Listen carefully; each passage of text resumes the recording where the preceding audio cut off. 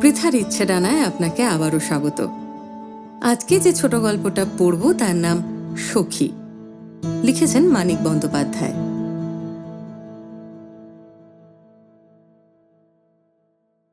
সদরের কড়া নড়তে এক মুহূর্ত অপেক্ষা করে বিভা বলে, দেখ তো রিনা, কে কাদের চায়?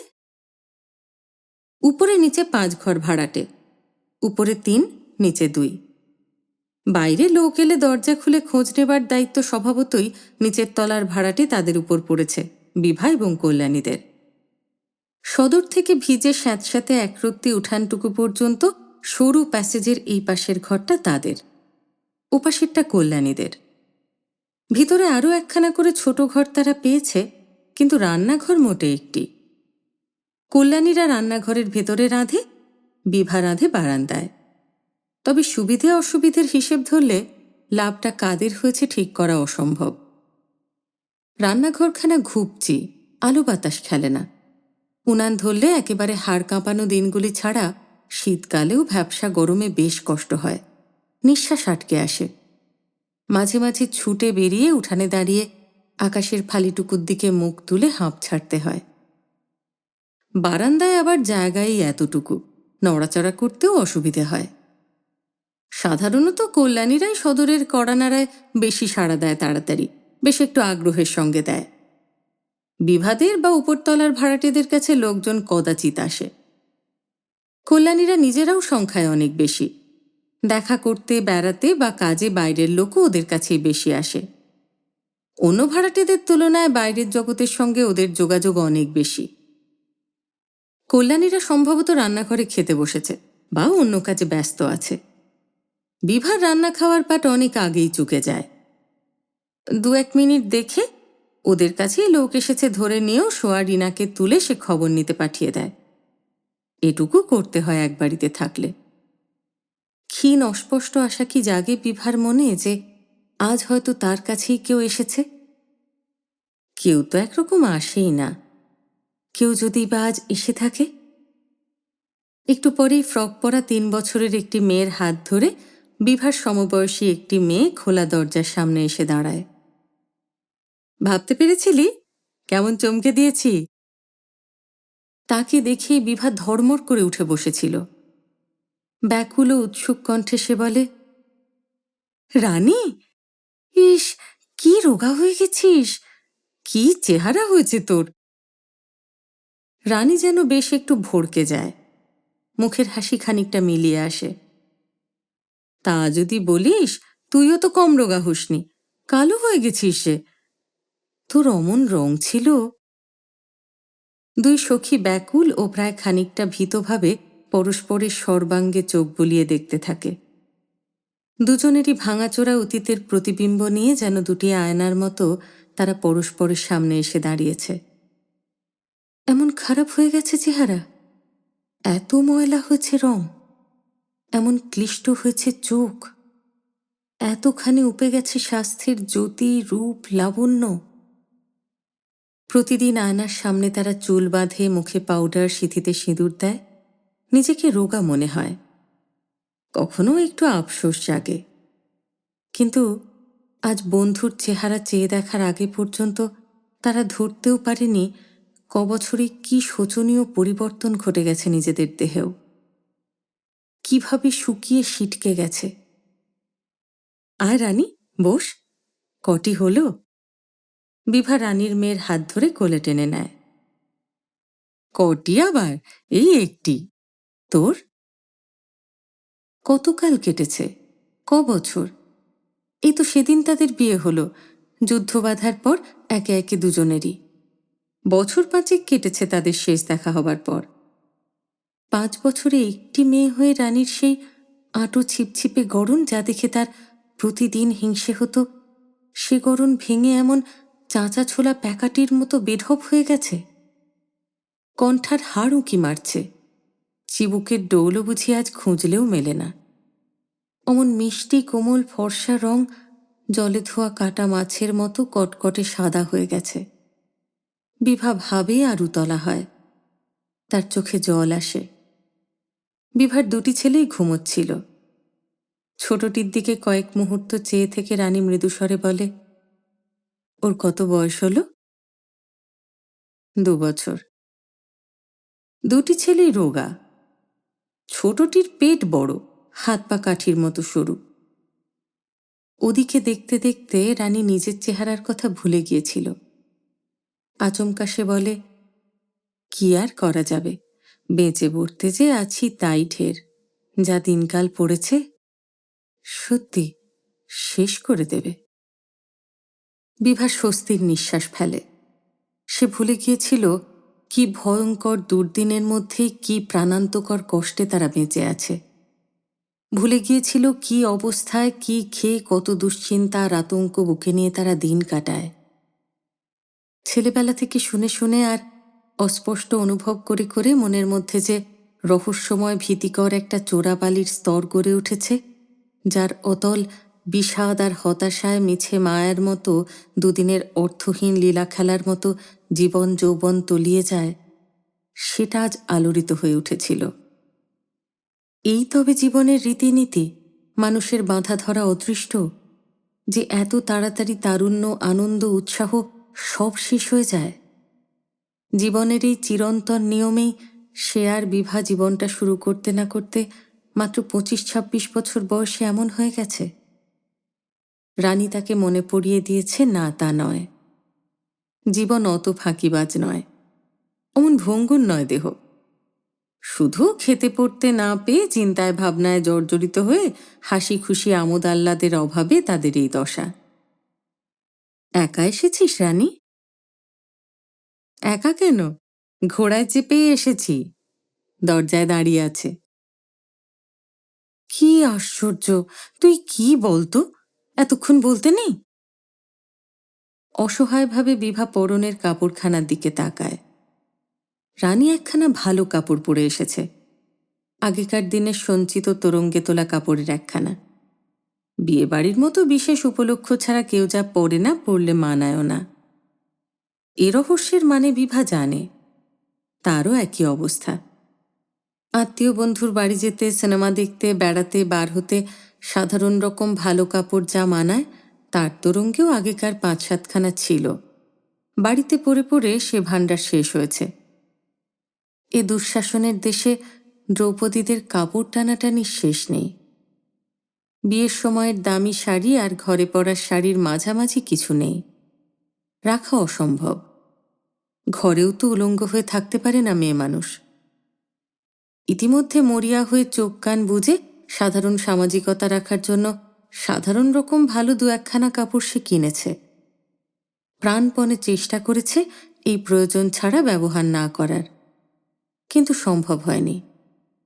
24 ঘন্টা দেহ ঢাকতে হয়, বাসি কাপড় ছাড়তে হয়, স্নান করে ধুতে হয়, সাবান কেচে ধোপে দিয়ে ধোপাতে হয়। নিত্যকার এই চলতি প্রয়োজনের দাবি সবচেয়ে কঠোর। তাই ভাবতে হয়েছে, এখনকার মতো পরে কটা দিন চালিয়ে দিই। উপায় কি? ধূপ দিয়ে এনে তুলে রাখব। তুলে রেখেছে, কিন্তু বেশি দিন তুলে রাখা যায়নি। আলনার শাড়ি দুখানার একটি পরনের কানার মতোই ছেঁড়া, অন্যটি বড় বেশি ময়লা। বাক্স কি খোলা যায়? রানীর স্বামী সদর দরজায় দাঁড়িয়ে আছে, এখন কি অত সমারোহ করা চলে? হাত বাড়িয়ে সে ময়লা কাপড়খানাই টেনে নেয়। কল্যাণী অমিয়কে জিজ্ঞাসা করছিল, কাকে চান? কল্যাণী বিভার চেয়ে 10 বছরের বড় হবে, তার বেশি নয়। তার 2টি ছেলে মেয়ে, সংসারে 11 জন লোক। সেই চাপে তার লজ্জাসরম মুষড়ে গেছে। আঁচিয়ে উঠে সদরে মানুষ দেখে এক কাপড়ে সে অনায়াসে তার প্রয়োজন জানতে এসেছে। তার সংকোচ নেই, দ্বিধা নেই, অস্বস্তি নেই। দাসীর মতো দেখায় না রানীর মতো দেখায়, বাইরের অজানা লোকের চোখে কেমন লজ্জাকর ঠেকে, এ চিন্তার অঙ্কুরও বুঝি আর গজায় না তার মনে। এমন শক্ত অনুর্বর হয়ে গেছে তার মধ্যবিত্তের অভিমান। কিন্তু কি ভয়ানক কথা, নিজেও বিভাজে এগিয়ে এসেছে ব্লাউজ না গায়ে দিয়েই। এটা তারও খেয়াল হয়নি। তাড়াতাড়ি ছিঁড়ে যায় বলে 10টা নাগাদ বাড়ির পুরুষরা আপিসে কাজে বেরিয়ে গেলে সে ব্লাউজ খুলে ফেলে। বিকেলে পুরুষদের ফেরার আগে একেবারে গা ধুয়ে আবার গায়ে দেয়। খালি গায়ে থাকাটা কি তারও অভ্যেস হয়ে গেল কল্যাণীর মতোই, দাসী চাকরানী মজুরানির মতোই। কান দুটি গরম হয়ে ওঠে বিভার। সে কল্যাণীকে বলে, আমাদের এখানে এসেছে সেই যে রানীর কথা বলেছি আপনাকে, আমার ছেলেবেলার বন্ধু, তার স্বামী। কল্যাণী বিনা ভূমিকায় প্রশ্ন করে, আপনার অসুখ নাকি? অসুখে পড়েছিলাম, এখন সেরে উঠেছি। কল্যাণী বোধহয় কথাটা বিশ্বাস করে না। অমিয়র চেহারায় সেরে ওঠার লক্ষণ খুঁজে পাওয়া সত্যিই কঠিন। কোনো রোগ সেরে গেলে এরকম চেহারা হয় না মানুষের, রোগ বজায় থাকলেই হয়। কালি পড়া চোখে শুধু তার দৃষ্টিটা উজ্জ্বল ঝকঝকে। কল্যাণী আচমকা বলে, ও মনে পড়েছে, আপনারই গুলি লেগেছিল, কাগজে পড়ে বিভা বলেছিল আপনার কথা। এত বড় কথাটা ভুলে যাবার জন্য কল্যাণী অপরাধীর মতো হাসে। অমিয় বলে, অসুখও হয়েছিল। 10 মিনিটের বেশি অমিয় বসে না। কাজে যাবার পথে সে রানীকে শুধু পৌঁছে দিতে এসেছে। বেচারির গুলি লেগেছে, সরকারি দপ্তরের চাকরিটিও গেছে। বন্ধুরা একটি কাগজে মোটামুটি একটা কাজ জুটিয়ে দিয়েছে। ঘটনাচক্রে কাগজটি আবার সরকার বিরোধী। কাগজটাই কবে বন্ধ হয়ে যায় ঠিক নেই। কিন্তু অমিয়কে বিশেষ শঙ্কিত মনে হল না, বরং কেমন একটা বেপরোয়া ভাব এসেছে। সে বিভাকে বলে, কি জানেন, সব 19 আর 20। ও ছাতার চাকরি থেকেই বা কি এমন স্বর্গলাভ হচ্ছিল। ঘরে বাইরে চাকরির মর্যাদা রাখতে প্রাণ যায় যায় অবস্থা। নিজের মনটাও মানে না। যেমন হোক চাকরি তো করি, মাস গেলে মাইনে তো পাই, যাই হোক একদম মিনিমাম ভদ্রলোকের স্ট্যান্ডার্ড তো অন্তত রাখতে হবে। সে এক ছুঁচো গেলার অবস্থা, পেটও ভরতে পারি না, না খেয়ে মরতেও পারি না। এখন শালা বেশ আছি, হয় এসপার নয় ওসপার, ব্যাস। অনায়াসে বিনা দ্বিধা সংকোচে সে বিভার সামনে শালা শব্দটা উচ্চারণ করে। সত্যই করে। কি ছোট লোক হয়ে গেছে শিক্ষিত মার্জিত ভদ্র সন্তান। পাশে কোথায় রেডিওতে মিষ্টি অলস সুরে গান বাজছে, উঠানে এঁটো বাসনের ঝনঝানি। কল্যাণীদের বাসনের সঙ্গে দোতলার এঁটো বাসনও উঠোনে এসে জড়ো হচ্ছে। একসঙ্গে ছোট ছেলে মেয়ে কাঁদছে, 3টে অথবা 4টে, সংখ্যাটা ঠিক ধরা যায় না। উঠে দাঁড়িয়ে অমিয় বলে, আপনার চিঠি পাওয়ার পর থেকে বাড়ি বউ এসে ঝগড়া করার জন্য কোমরেটে বসেছিল, আমার অসুখের জন্য দেরি হয়ে গেল। কিসের ঝগড়া? বলেনি? চিঠিটা পড়ে কেবলই বলতো, দেখলে ছেলেবেলার বন্ধু, কত ভাবছিল, কাগজে গুলি লাগার খবর পড়ে একটা চিঠি লিখে দায় সেরেছে, কর্তাটিকে পাঠিয়েও তো খবর নিতে পারত। বিভা সত্যই বিব্রত বোধ করে। ওহ, এই ঝগড়া? যাব মনে করেছিলাম, ওকে তাগিদ দিয়েছি, 1 মাসের উপর শুধু যাবো যাবো করছেন। কোটরে বসা চোখের উজ্জ্বল দৃষ্টিতে সোজা বিভার মুখের দিকে তাকিয়ে 10 মিনিটে গড়া আশ্চর্য অন্তরঙ্গতায় মুখের কথা কেড়ে নিয়ে অমিয় সহজ সহানুভূতির সায় জানিয়ে বলে, কিন্তু যেতে পারেননি। ছেলে পড়ানো, বাজার, রেশন, কয়লা, ওষুধ, ডাক্তার, কি করেই বা পারবেন? এখনো ছুঁচো গেলার অবস্থা। বিভা প্রাণ খুলে হাসে। অমিয় চলে গেলে বিভা সহজভাবে বলে, নে কাপড়টা ছেড়ে হাত পায়ে নিয়ে বস, সংসেজে থাকতে হবে না। সত্য কথা বলতে কি, রানীকে এতক্ষণ সে প্রাণ খুলে গ্রহণ করতে পারেনি। ভিতরে একটা আবিষ্ট ভাব বজায় থেকে গিয়েছিল। খুশি হলেও সে আনন্দে খাদ ছিল। হোক সে ছেলেবেলাকার সুখী, মাঝখানে অনেক ওলটপালট হয়ে গেছে চারিদিকেও তার নিজের জীবনে। কে বলতে পারে তাকে কিরকম দেখবে কল্পনা করে এসেছে রানী? তার কাছে কিরকম ব্যবহার আগে থেকে মনে মনে চেয়ে এসেছে? হয়তো অনেক কিছু অন্যরকম দেখে তার ভালো লাগছে না, হয়তো সে ভুল বুঝছে তার কথা ও ব্যবহার, আরও হয়তো ভুল বুঝবে।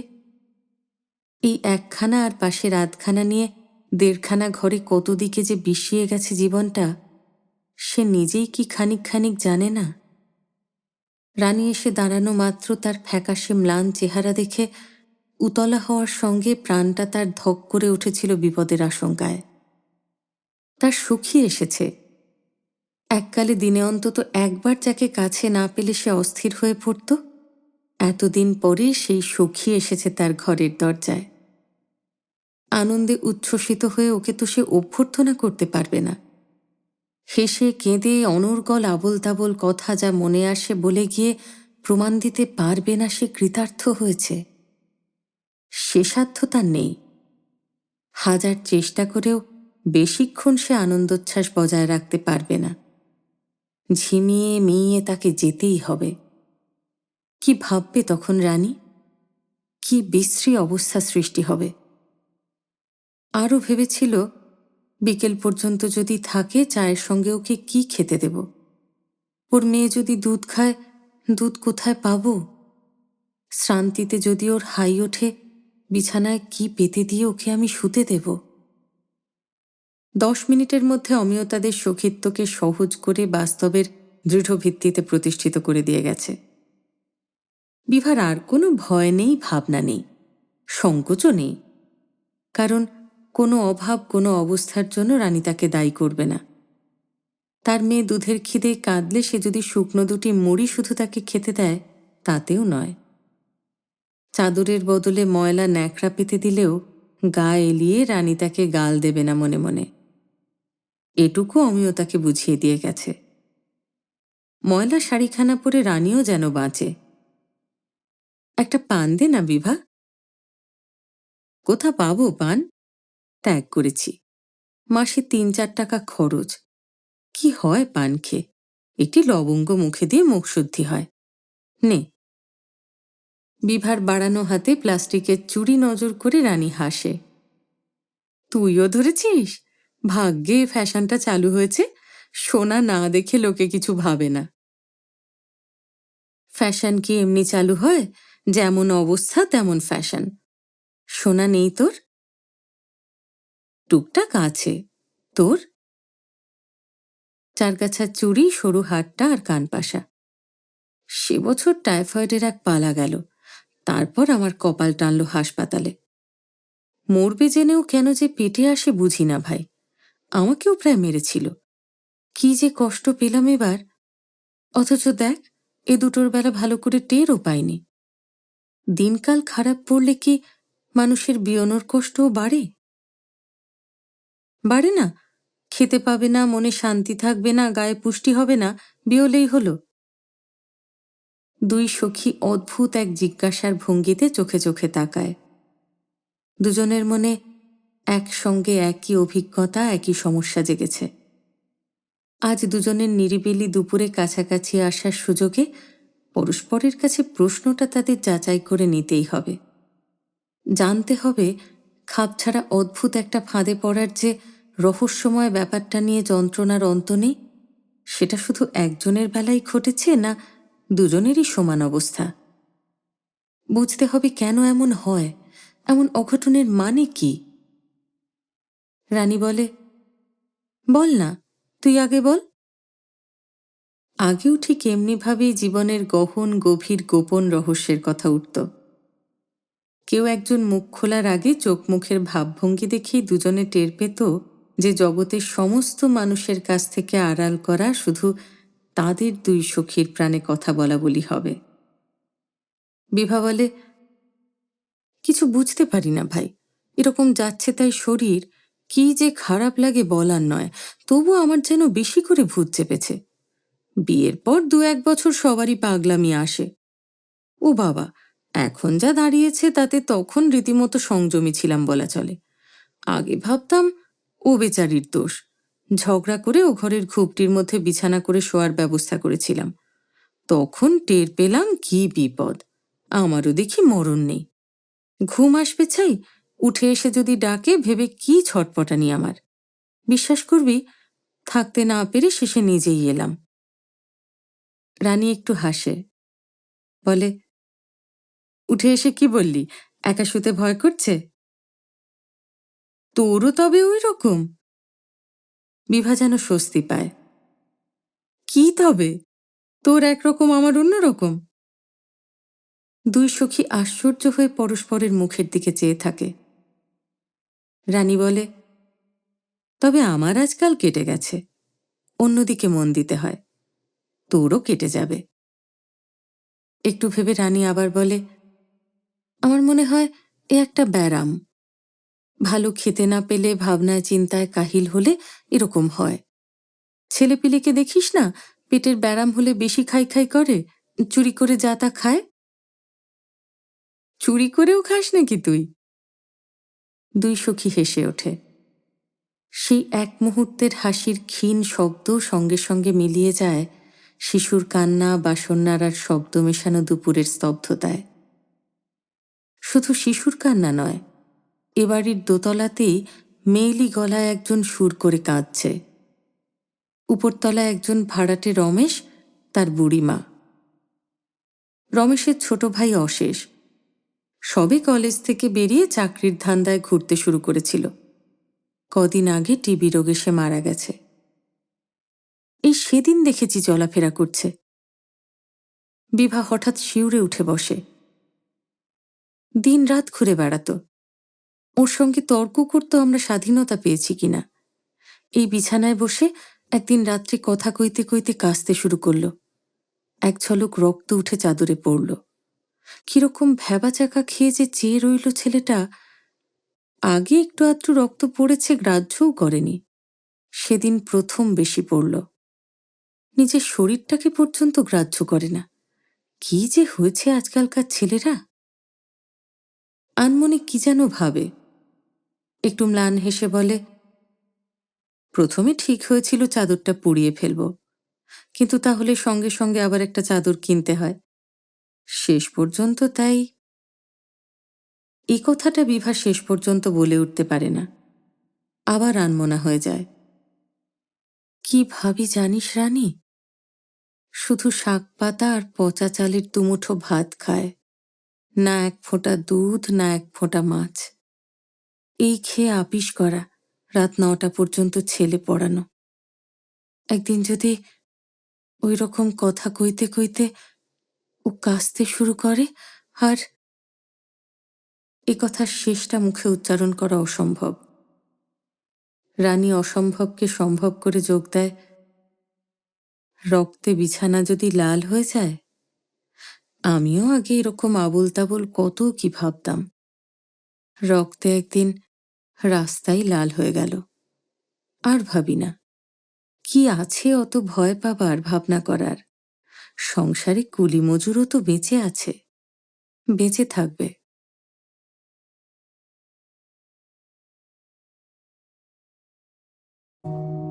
গল্পটা ছোট হলেও মনে দাগ কাটার মতন। লেখক ঠিকই বলেছেন, ওই ভীষণ অন্ধকার সময়েও একটি নারীর মনের ভাবনা, যাতনা, তার আমোদ প্রমোদ, এ সব কিছু জগতে সবার কাছে লুকিয়ে রেখে অবাধে ভাগ করে নেওয়া যায় শুধুমাত্র তার প্রিয় সখীর সঙ্গে। আর এই প্রসঙ্গে মনে পড়ছে যে রবি ঠাকুরও তো তার গানে এমন কথাই লিখে গেছেন, পাশরিব ভাবনা, পাশরিব যাতনা, রাখিব প্রমোদে ভরি, দিবা নিশি মনোপ্রাণ। আন তবে বিনা, সপ্তম সুরে বাঁধ তবে তান। আয় তবে সহচরী, হাতে হাতে ধরি ধরি, নাচিবি খিরি খিরি, গাহিবি গান।